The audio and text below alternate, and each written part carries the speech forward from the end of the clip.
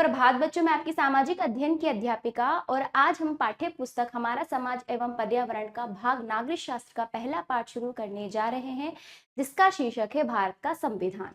चलिए शुरू करते हैं। अध्याय 1, भारत का संविधान। पाठ का परिचय, भारतीय संविधान की प्रस्तावना, गणराज्य, प्रस्तावना का विश्लेषण, भारतीय संविधान की प्रस्तावना का महत्व, संविधान शक्ति का स्रोत, भारतीय संविधान की विशेषताएं, राज्य का स्वरूप। इन सभी बिंदुओं पर अच्छे से हम चर्चा करेंगे। चलिए शुरू करते हैं पाठ को। देखिए बच्चों, भारतीय संविधान की प्रस्तावना।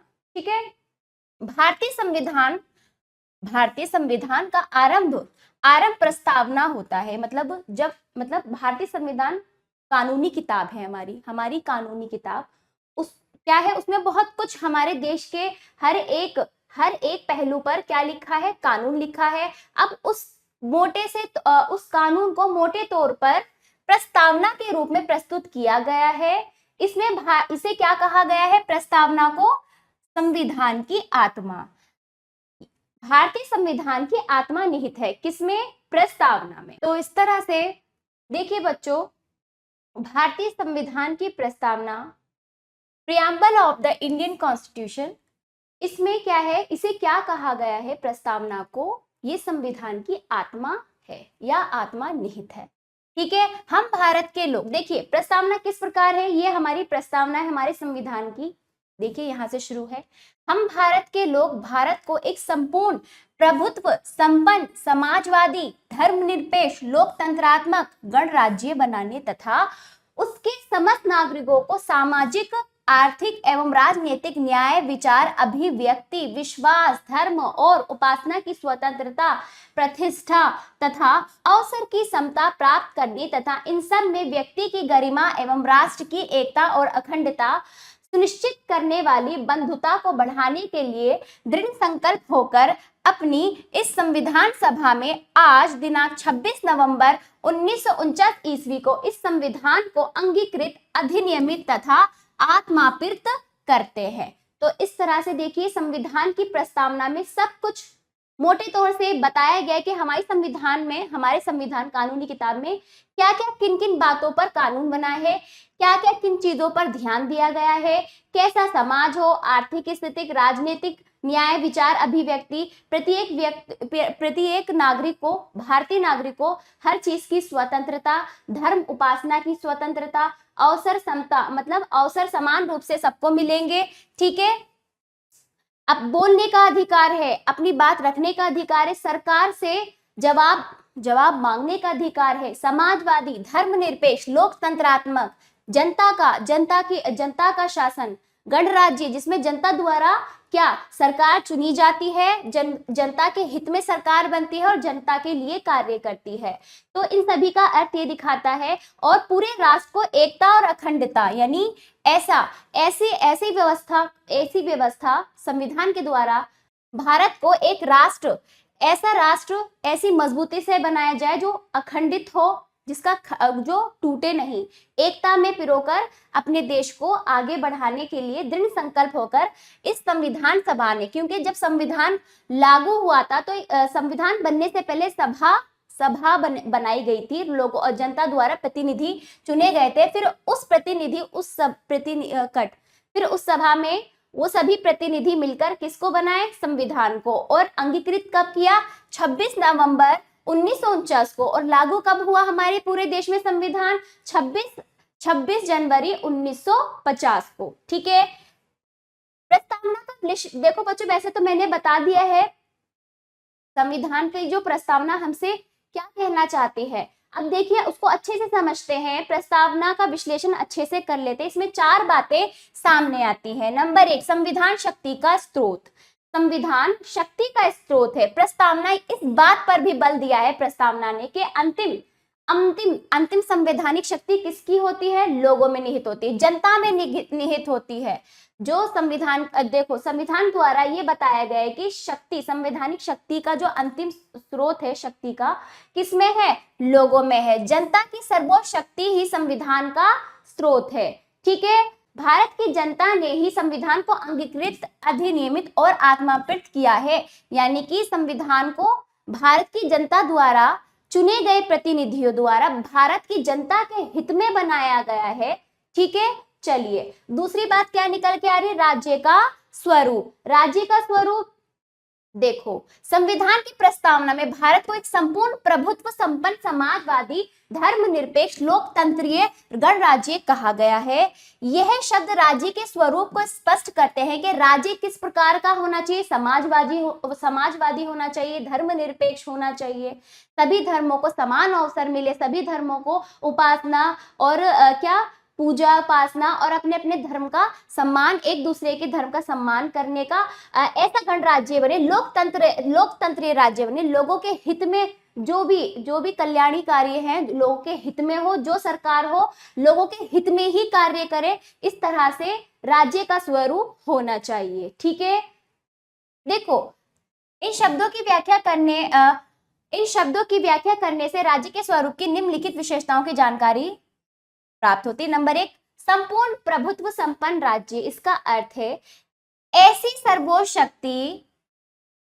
सर्वोच्च शक्ति जिसके कार्य प्रबंध में किसी अन्य का क्या हो, हस्तक्षेप ना हो, किसी अन्य की दखल अंदाजी ना हो, कि वो राज्य अपनी जनता के हित में, ठीक है, शक्ति का हर एक प्रकार के आंतरिक और बाह्य मामलों में स्वतंत्रता पूर्वक निर्णय ले सके। तो प्रत्येक राज्य यदि कोई भी नीति हो या कोई भी अधिनियम है या कोई भी किसी प्रकार का कोई कार्य हो, यदि वो जनता के हित में है तो वो राज्य स्वतंत्र रूप से निर्णय ले सकता है। ठीक है, और उसके निर्णय में बाह्य किसी का मतलब हस्तक्षेप नहीं होगा। दूसरे नंबर पर समाजवादी राज्य। देखो समाजवादी शब्द क्या है, जब शुरू में तो संविधान में लिखा नहीं गया, बाद में 42वें संविधान संशोधन के बाद प्रस्तावना में जोड़ा गया है समाजवादी। इसका अर्थ है पूरे समाज के हित के लिए काम करे, राज्य पूरे समाज के लिए काम करे, पूरे समाज को साथ में लेकर चले। ठीक है, सभी नागरिकों को कमाने के समान अवसर प्राप्त कराए राज्य। ठीक है, देश का धन कुछ लोगों के हाथों में इकट्ठा ना हो, ऐसा ना हो कि अमीर अमीर होते जा रहे, गरीब गरीब होते जा रहे, ऐसी व्यवस्था हो कि समाज में सबका विकास हो। फिर आता है धर्मनिरपेक्षता राज्य। तो देखिए राज्य के बारे में, राज्य का स्वरूप कैसा होना चाहिए, प्रस्तावना में इस चीज को हम खोल के समझा रहे हैं। धर्मनिरपेक्षता राज्य कैसा होना चाहिए, धर्म को प्रत्येक नागरिक का निजी मामला समझा जाए और राज्य इसमें तटस्थ रहे, इस प्रकार के राज्य के सामने सभी धर्म समान है, उसको धर्मों से कोई लेना देना नहीं है, वो सभी धर्मों का सम्मान करेगा, सभी धर्मों को समान अवसर देगा, सभी लोगों को धार्मिक स्वतंत्रता प्राप्त हो। ठीक है, राज्य में सरकारी शिक्षण संस्थाओं में किसी भी विशेष धर्म की शिक्षा नहीं दी जाती है। देखो आप किसी भी सरकारी स्कूल में जाओगे, वहां पे विशेष धर्म की शिक्षा नहीं दी जाएगी। सरकारी नौकरियां देते समय धर्म को नहीं देखा जाता, भेदभाव नहीं होना चाहिए। ऐसा हमारी प्रस्तावना हमें धर्मनिरपेक्ष शब्द के बारे में समझाते हैं। अब देखिए धर्मनिरपेक्ष मूल रूप से प्रस्तावना में नहीं था, बाद में जुड़ा। 42वें संविधान संशोधन में धर्मनिरपेक्ष शब्द भी बाद में जुड़ा है, मूल रूप से शुरू में नहीं लिखा गया था। ठीक है, यद्यपि स्वतंत्र प्राप्ति के पश्चात से ही भारत धर्मनिरपेक्षता के सिद्धांत पर चलता रहा है, जबकि क्या है स्वतंत्रता के बाद से धर्मनिरपेक्षता के ऊपर चलता रहा है। सभी को साथ में लेकर हम विकास कर रहे हैं अपने देश का, परंतु इसका उल्लेख संविधान में मूल रूप से नहीं था, बाद में जोड़ा गया। अब आ जाइए लोकतंत्रीय राज्य। देखो प्रस्तावना में भारत को लोकतंत्रीय राज्य घोषित किया गया, लोकतंत्रीय राज्य घोषित किया गया। इसका अर्थ है कि शासन की सर्वोच्च शक्ति जनता के हाथ में है, देश का प्रबंध लोकतंत्रात्मक सिद्धांतों पर होगा। इसमें लोगों को वैक्स मताधिकार के आधार पर अपना प्रतिनिधि चुनने का अधिकार है, यानी कि 18 साल के हो गए, 18 वर्ष की आयु में हम चाहे किसी भी लिंग से हो चाहे किसी भी धर्म से हो, हम वोट देकर अपना नेता, अपना प्रतिनिधि चुन सकते हैं, अपना पसंदीदा नेता चुन सकते हैं और उसको सरकार में ला सकते हैं। धर्म, रंग, जाति, वंश आदि के आधार पर किसी को मताधिकार से वंचित नहीं रखा जाएगा। ऐसा नहीं कि वो वोट नहीं दे सकता, सब दे सकते हैं पर 18 वर्ष की आयु में। ठीक है। तीसरे नंबर पर गणराज्य। गणराज्य वह राज्य जिसका प्रधान अध्यक्ष वंशानुगत नहीं होता, बल्कि यह जनता द्वारा प्रत्यक्ष अप्रत्यक्ष रूप से चुना जाता है। अब देखो, राजा का बेटा अब राजा नहीं होता है, जो क्या है, जो कुशल हो, जो लायक हो, वही राजा होता है। जिसे जनता पसंद करती है, जो जनता के हित में कार्य करता हो, वही क्या बनता है, राजा बनता है। भारत के गणराज्य है, देखिए भारत के गणराज्य है जिसमें राष्ट्रपति जनता से अपनी शक्तियां प्राप्त करता है। राष्ट्रपति को यदि हटाना है, यदि उसके द्वारा कोई ऐसा कार्य किया गया है जो जनता उसको नहीं पसंद कर रही, तो राष्ट्रपति को महाभियोग कार्यवाही के द्वारा संसद द्वारा हटाया जा सकता है। राष्ट्रपति की यह स्थिति भारत को गणराज्य का पद प्रदान करती है। ठीक है, तो सबसे उच्च स्तर क्या है, जनता ही है, जनता ही सब बना रही, जनता के द्वारा ही सरकार बन रही है बच्चों। ठीक है, इतना समझ आया। अब आइए भारतीय संविधान की प्रस्तावना का महत्व, क्या महत्व है। देखो, संविधान का जो निचोड़ है, जो मूल धारणा, जो मूल उद्देश्य, वो प्रस्तावना स्पष्ट करती है। ठीक है, क्या क्या करती है, राज्य का स्वरूप कैसा होना चाहिए, न्यायाधीशों का मार्गदर्शन भी करती है। इसमें हमारे राज्य तथा समाज की झलक मिलती है। यह प्रस्तावना ऐसे राज्य का निर्माण करने की प्रेरणा देती है जिसमें सबको समता, स्वतंत्रता और न्याय प्राप्त हो। ठीक है, भ्रातृभाव, भाई यानी बंधुत्व, मतलब हम यदि एक देश के नागरिक है, आपस में क्या हो, भाईचारा हो। चाहे तुम क्या हो, किसी भी जाति से हो, किसी भी धर्म में से हो, आपस में क्या होना चाहिए, भाईचारा होना चाहिए। एक दूसरे का सम्मान, एक दूसरे को स्वतंत्रता और सभी को न्याय प्राप्त होना चाहिए। ये सब हमारी प्रस्तावना हमें ये सभी प्रस्तावना के उद्देश्य हैं। ठीक है, अनेकता में एकता के स्वप्न को साकार करते रहो, अखंडता को सुरक्षित रखो। मूल शक्ति जनता जनार्दन में निहित है। जो मूल शक्ति है ना, जो मूल शक्ति वो जनता के अंदर है, तो सरकार को जनता के बारे में ही सोचना चाहिए, जनता के हित में कार्य करना चाहिए। ठीक है, इसलिए प्रस्तावना इन सभी उद्देश्यों, इन सभी बड़े बड़े उद्देश्यों को ये प्रस्तावना स्पष्ट करती है, इसीलिए इसको संविधान की आत्मा कहा गया है। संविधान अंगीकृत करने की तिथि, देखो संविधान जो बनकर तैयार हुआ 26 नवंबर 1949 को बनकर तैयार हुआ, अंगीकृत, अधिनियमित और आत्मकृत हुआ। ठीक है, ये बात प्रस्तावना में की गई है। ठीक है, यद्यपि 26 जनवरी 1950 को, जबकि क्या है, लागू कब हुआ, 1950 को, 26 जनवरी 1950 को ये लागू हो गए, है ना संविधान, और बाकी बनकर तैयार हुआ 26 नवंबर 1949 को। ठीक है, चलिए भारतीय संविधान की विशेषताएं, अब इसमें क्या क्या विशेषताएं हैं, अब हमारे भारत संविधान की विशेषताएं। ठीक है, देखिए संविधान क्या है, बहुत से नियमों का समूह है, कानूनी किताब है जिसके द्वारा एक देश का शासन चलाया जाता है। हर देश का संविधान होता है। हमारे भारत का संविधान सबसे ज्यादा विस्तृत और सबसे बड़ा संविधान, लिखित संविधान है। ठीक है, किसी भी देश का संविधान बनाते समय उस देश की आर्थिक, धार्मिक, राजनीतिक और विभिन्न परिस्थितियों को ध्यान में रखकर बनाना चाहिए। अब देखिए विशेषताएं देख लीजिए संविधान की। देखो, भारत का संविधान एक विशाल एवं व्यापक लेख है। यह संसार के संविधान में सबसे विस्तृत है।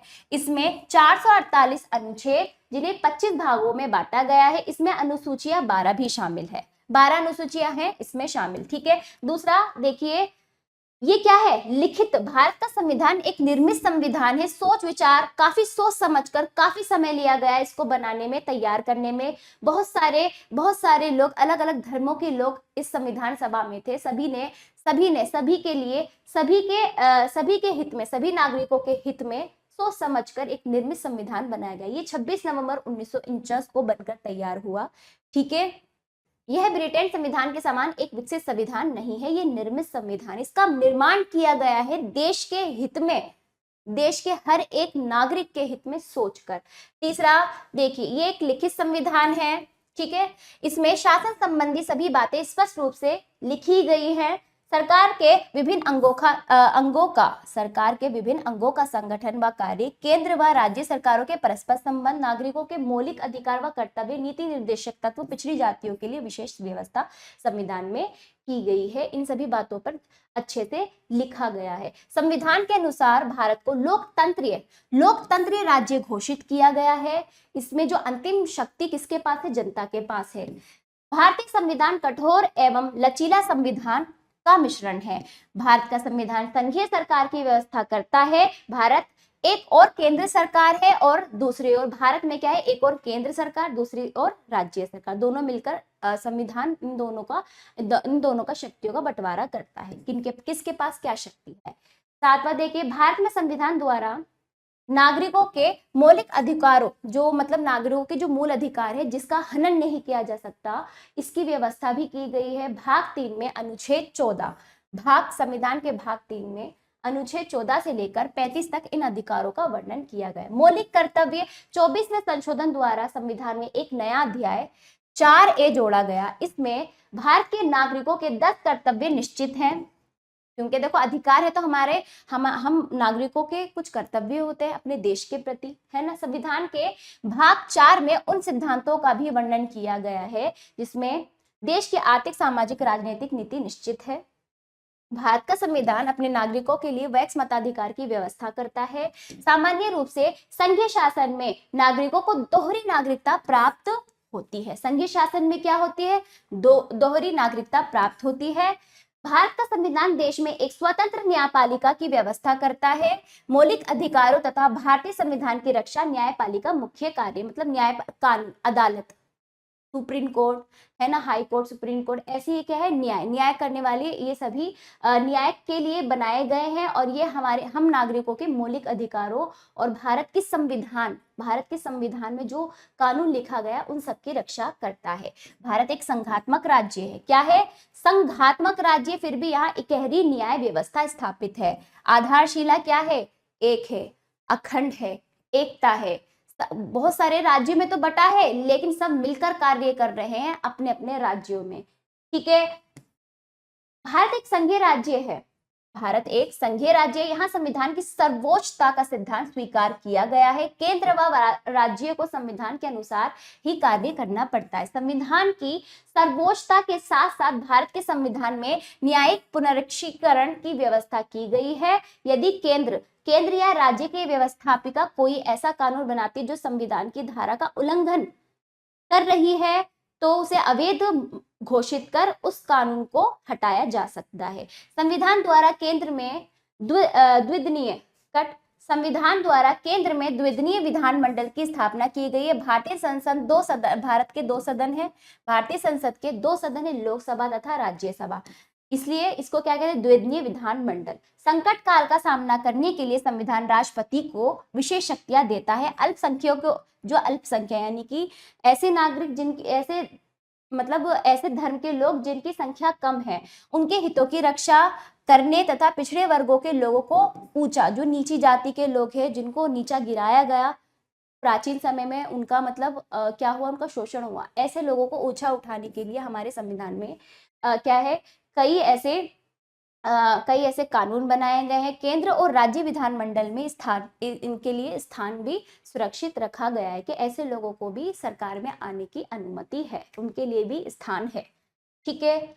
चलिए बच्चों, पाठ समाप्त हुआ। संविधान किसी भी देश में शासन के लिए बताए गए सिद्धांत एवं कानून का एक दस्तावेज है। क्या है? दस्तावेज। संविधान सभा जनता के प्रतिनिधियों की सभा जिसे भारत का संविधान बनाने का कर्तव्य सौंपा गया। प्रस्तावना संविधान का संक्षिप्त परिचय जिसमें उसके लक्ष्य और उद्देश्य लिखित हैं। प्रभुत्व संपन्न, जो राज्य अपनी आंतरिक और बाहरी नीतियों को स्वतंत्र रूप से बना सकता है। समाजवादी, ऐसे राज्य में संपत्ति तथा उसके वितरण पर सरकार का नियंत्रण होता है। धर्मनिरपेक्ष, इस राज्य का कोई भी धर्म नहीं होता, सभी धर्मों को समान माना जाता है। लोकतंत्र, ऐसे राज्य में जनता द्वारा चुने प्रतिनिधियों का शासन होता है। इन सभी शब्दों का अर्थ है, आप अच्छे से देख लीजिएगा। सारांश देखिए, भारतीय संविधान का आरंभ प्रस्तावना से होता है। संविधान की प्रस्तावना में भारत को एक संपूर्ण प्रभुत्व संपन्न समाजवादी धर्मनिरपेक्ष लोकतंत्रीय राज्य कहा है। गणराज्य वह राज्य जिसका प्रधान अध्यक्ष वंशानुगत नहीं होता बल्कि जनता द्वारा प्रत्यक्ष या अप्रत्यक्ष रूप से चुना गया प्रतिनिधि होता है। संविधान बनाते समय उद्देश्य की आर्थिक, धार्मिक, राजनीतिक इन सभी परिस्थितियों को ध्यान में रखना चाहिए। तो बच्चों ये पाठ समाप्त होता है। अभ्यास कार्य देख लीजिए। सही विकल्प पर सही का चिन्ह लगाइए। प्रस्तावना भारतीय संविधान की आत्मा है। ख देखिए, भारतीय संविधान कब लागू हुआ? 26 जनवरी 1950 को। गा देखिए, प्रस्तावना में भारत को घोषित किया गया। भारत को क्या घोषित किया गया है? लोकतंत्रीय राज्य घोषित किया गया है। अगला, भारतीय संविधान में कुल कितने अनुच्छेद तथा कितने भाग में बटा है? कितने भाग में? 448, 25 भाग में। ठीक है, रिक्त स्थानों की पूर्ति कीजिए। का देखिए बच्चों, संविधान के अनुसार भारत को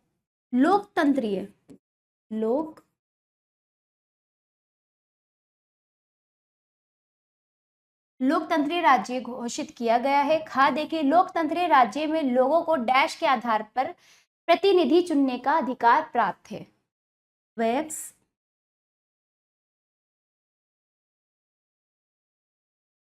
मताधिकार।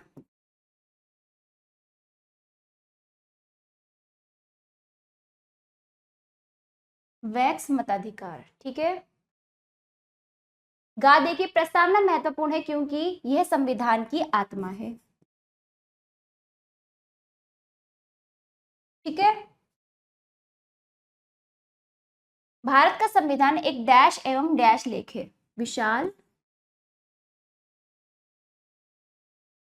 व्यापक।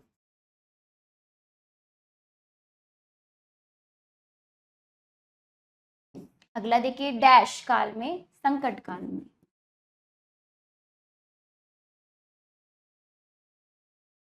संकट काल में संकट का सामना करने के लिए संविधान